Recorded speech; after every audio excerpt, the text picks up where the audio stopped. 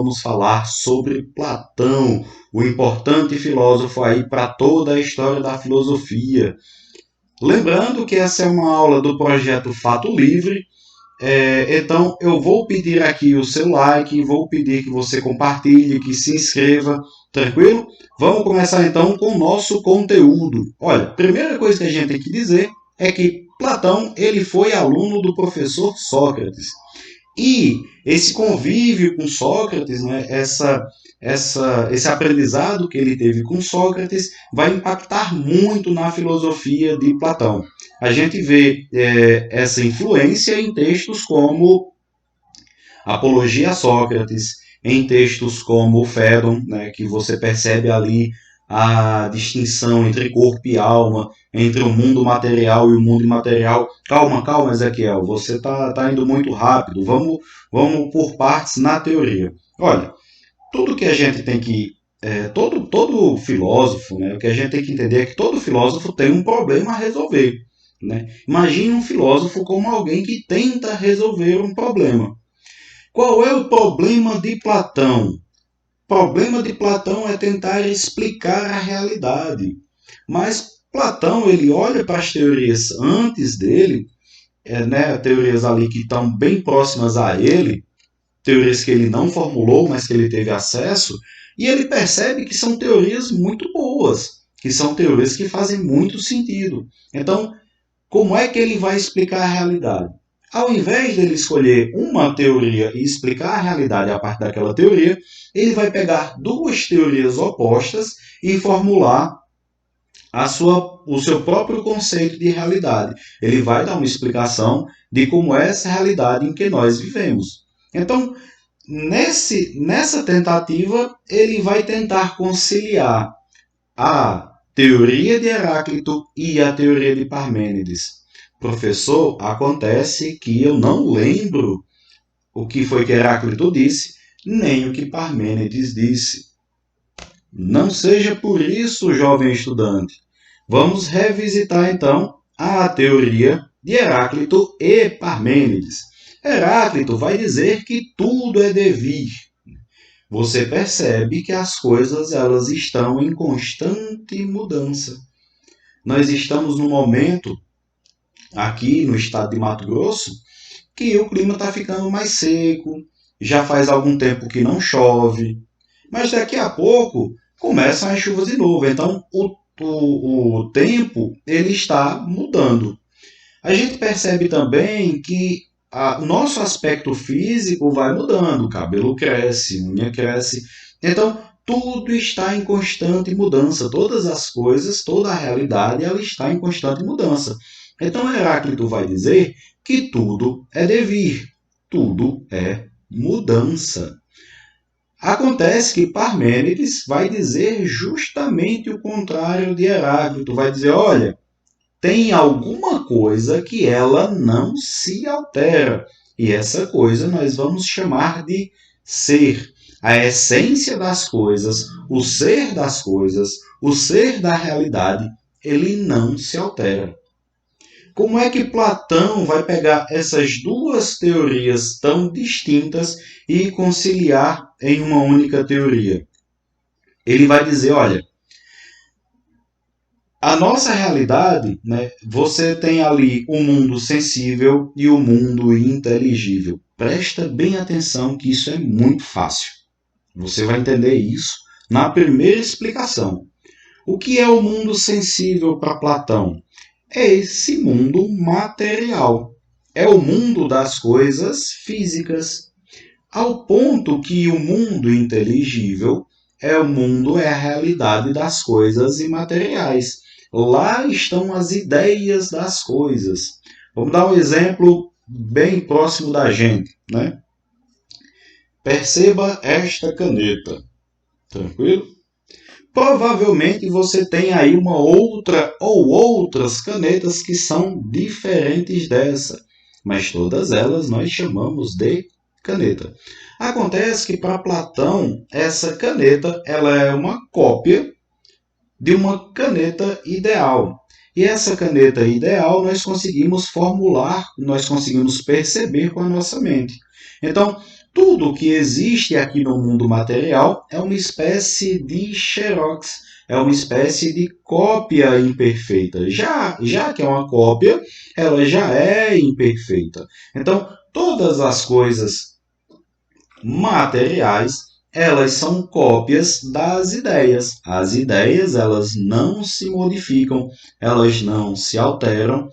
Então, nós temos aqui dois mundos. Nós temos o mundo sensível, que é o mundo que nós percebemos com os nossos sentidos, né, com a nossa visão, nosso olfato, audição.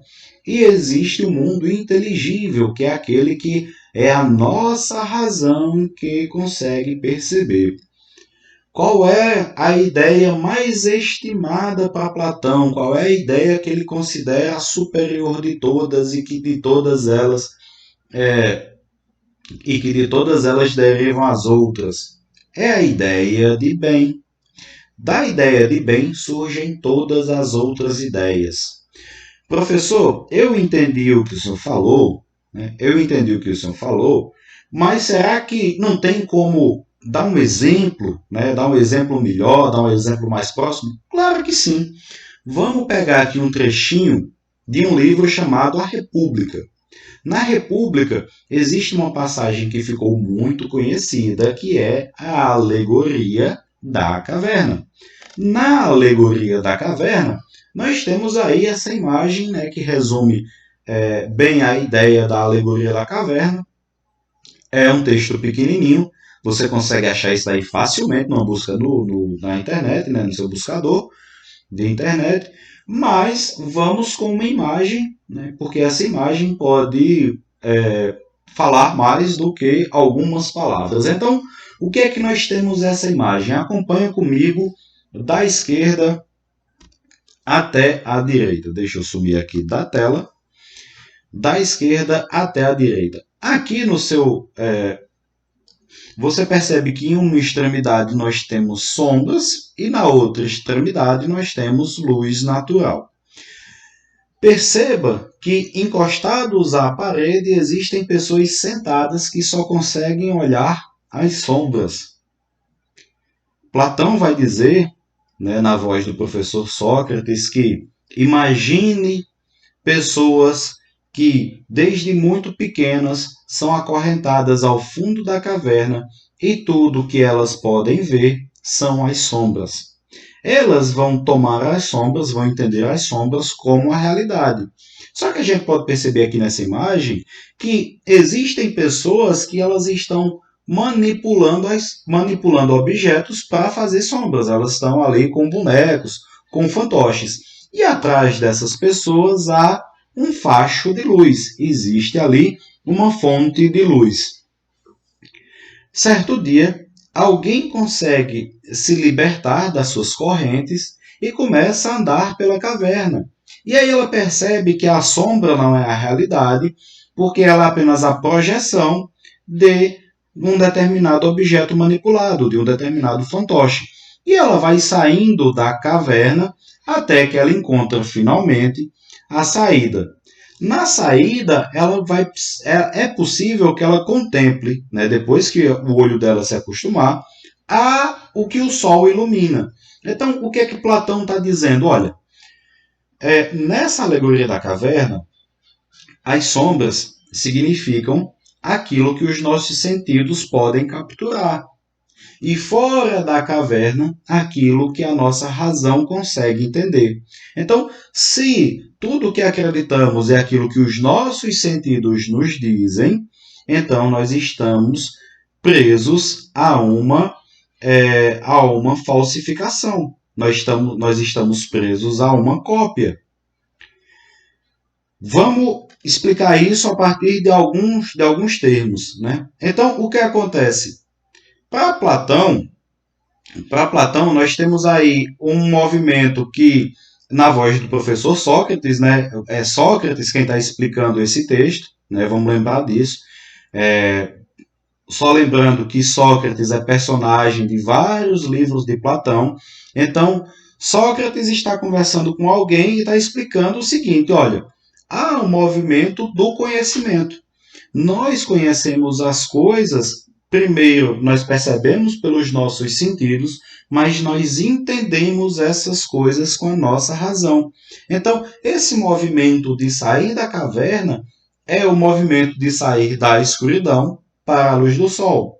Abandonar aquilo que os nossos sentidos dizem que é verdade e começar a buscar a verdade racionalmente. É o movimento também da doxa, né, que é uma palavra grega para opinião, para a episteme, que é a palavra conhecimento. Ou seja, abandonar as sombras e buscar a luz. Abandonar o engano dos sentidos para o conhecimento racional.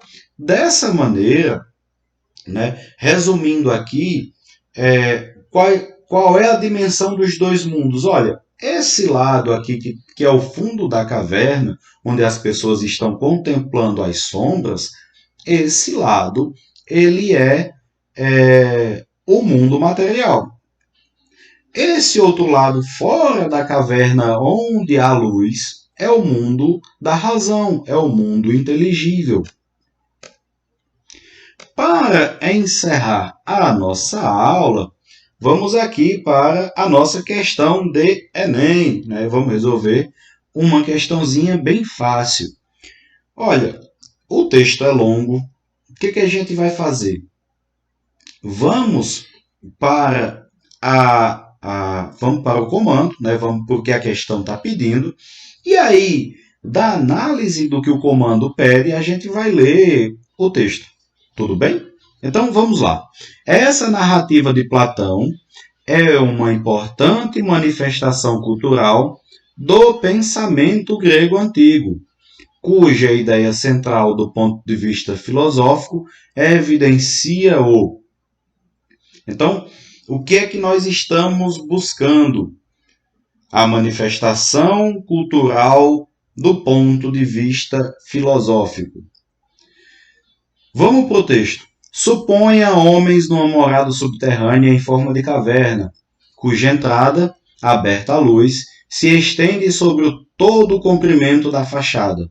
Eles estão lá desde a infância, as pernas e o pescoço presos por correntes, de tal sorte que não podem trocar de lugar e só podem olhar para a frente, pois os grilhões os impedem de voltar a cabeça.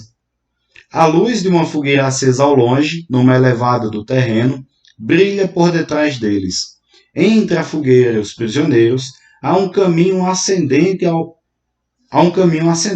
Ao longo do caminho, imagine um pequeno muro, semelhante aos tapumes que os manipuladores de marionetes armam entre eles e o público, sobre os quais exibem seus prestígios. Então, nós temos aqui o texto da República, né, o texto que eu falei, ele descreve bem toda aquela imagem que nós vimos, e a questão está dizendo, essa narrativa é uma importante manifestação cultural do pensamento grego antigo, cuja ideia central do ponto de vista filosófico evidencia a letra A. Caráter antropológico, descrevendo as origens do homem primitivo.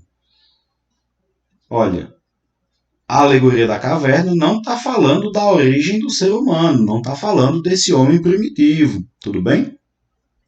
B. Sistema penal da época. Perceba que Platão não faz uma relação entre o fundo da caverna e a aplicação de uma pena. É uma alegoria, é uma história, né? É uma fábula que ele está contando ali, né? É uma história, um conto que ele está fazendo uma espécie de metáfora. Letra C. Vida cultural e artística expressa pelos dramaturgos trágicos e cômicos gregos.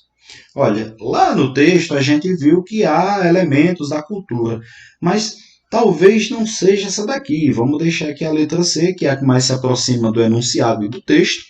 Letra D. Sistema político elitista, provindo do surgimento da polis e da democracia ateniense. Também não, né? Perceba que não há uma relação ali do texto com um aspecto político. Letra E. Teoria do conhecimento. expondo a passagem do mundo ilusório para o mundo das ideias. Olha, se você me acompanhou até aqui, você já percebeu que é a letra E, que é a letra E, né? Então, nós temos aqui na letra E o resumo da teoria do conhecimento, o resumo daquela imagem. É a passagem do mundo ilusório dos sentidos. Para Platão, os sentidos eles nos enganam porque as coisas materiais estão mudando o tempo todo, para o mundo das ideias, ou seja, quando eu finalmente alcanço o conhecimento verdadeiro. Pessoal, nossa aula encerra por aqui. Eu espero que você tenha aproveitado, né? Eu espero que você tenha gostado da nossa aula.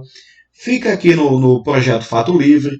Tem um montão de aula para você se preparar para o seu Enem, para os seus vestibulares. Tá bom? Brigadão, abraço e até a próxima.